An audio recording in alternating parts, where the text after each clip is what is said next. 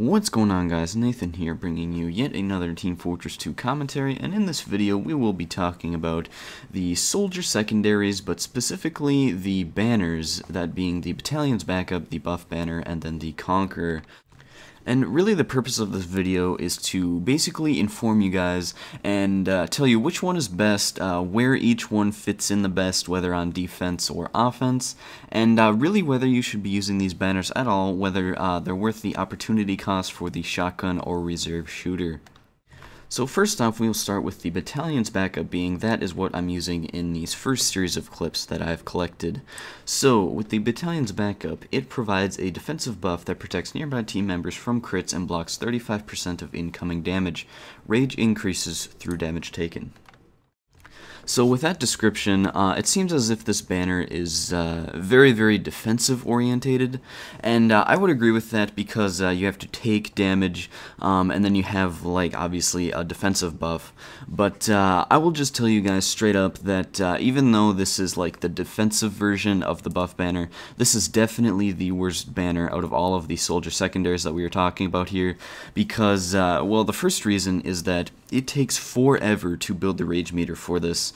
You have to take 350 damage to fill the meter completely, and just to put 350 damage into perspective, guys, you would have to lose all of your health almost twice to fill this entire rage meter. And without a medic, this is just not that probable, because you'd have to get all those health packs and just like go under fire from the enemy, hoping that you don't die, obviously returning fire, and then like getting out of there in time so that you survive.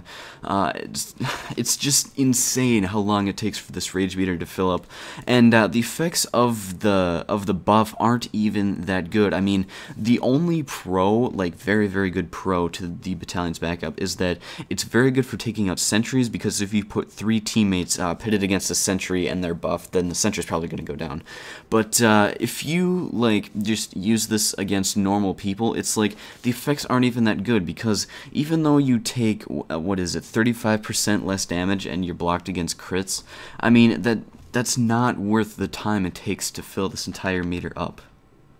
So in summary, the backup just isn't worth the time it takes to fill up that rage meter, and the whole like 35% blocking damage thing is just not really that worth it, unless you're taking out a sentry. But then again, you'd have to have one conveniently in your pocket to like take out a sentry when you want to, and that's like the bad part about that. But anyway, as we move on here to the Conqueror, as the next series of clips start here, the Conqueror is a very, very interesting soldier secondary. And the main reason to me why it's so interesting is that you never ever see them on the battlefield. Like, nobody ever uses the Conqueror, but since the Pyromania update, Valve actually buffed the Conqueror, and it's actually not that bad of a choice, but I'll get into that in a minute here. So, looking onto the TF2 wiki here, the description of the Conqueror: with buff, some damage dished out by teammates comes back as healing. So what that actually is 35% of damage dished out comes back on healing on the TF2 wiki. But the interesting thing is that for this weapon, you can charge it by receiving and dealing damage. So it's actually 1,133 damage dealt, or 333 damage received, which is lower than the battalion's backup. You have to receive damage, and I'm not sure with the buff banner, I haven't looked up those stats yet. So if we compare the Conqueror's charge time to its effect bonus, what we have here is that being the Conqueror fills up with receiving damage and dealing damage, what you find on the battlefield is that you can just like dish out so many of these. You can usually get like 2 to 3 in a life is what I've usually found, and the effect actually is like not that bad. It's basically having the black box as a secondary. So what I mean by this is that obviously with the black box you gain health for every person you hit, but with this weapon, for the opportunity cost of like losing your shotgun, you can basically have more health gained back, and then also have an extra rocket to gain more health. So it's basically having a black box that gains more health, and is you have a 4th rocket, which is just like really cool. Also, if you add to that fact that the teammates around you get the same effect bonus, it just makes this weapon very, very good. So moving on to the last banner here, the buff banner, certainly last but not least. So basically what happens when this banner is activated is that you give mini crits, and obviously the teammates around you give mini crits, just like with that area effect bonus that all the banners have. But basically this secondary is very good. You only build up the rage meter by attacking people and not receiving damage. And this buff is very, very good because mini crits can come in very useful, and if you are on an offensive push and you really, really need to get some momentum going for you, activating your buff banner is a very good choice because teammates know that they will be dealing more damage. And yeah, it's just very good for making pushes. Even on defense when you're not really pushing that much, it's very good to just like push back the offense and make sure, like, give yourself some breathing room. So in terms of time it takes to fill the rage meter and the effects, what I found is that the time it takes to build a buff banner's rage meter is pretty much like in between the backup and the conqueror. Being the conqueror is like super speedy and the backup is really slow. This banner is about average, but the effect here is actually very, very good. I would say it's the best out of all of them. So I would say that this is possibly the best banner to use because the effect is just pretty much the best out of all three, and it's like the second best build speed.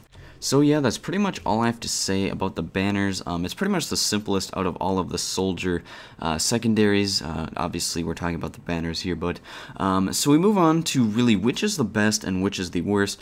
So I would pretty much say the buff banner is the best, Conqueror second best, Battalion's backup is the worst.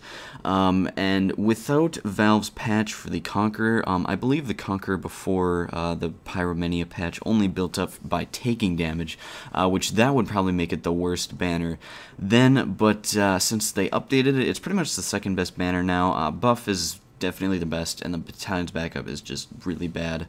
But anyway, so would you use these over your shotgun? I personally would not use a banner over my shotgun, but that's just me. It really depends on your playstyle.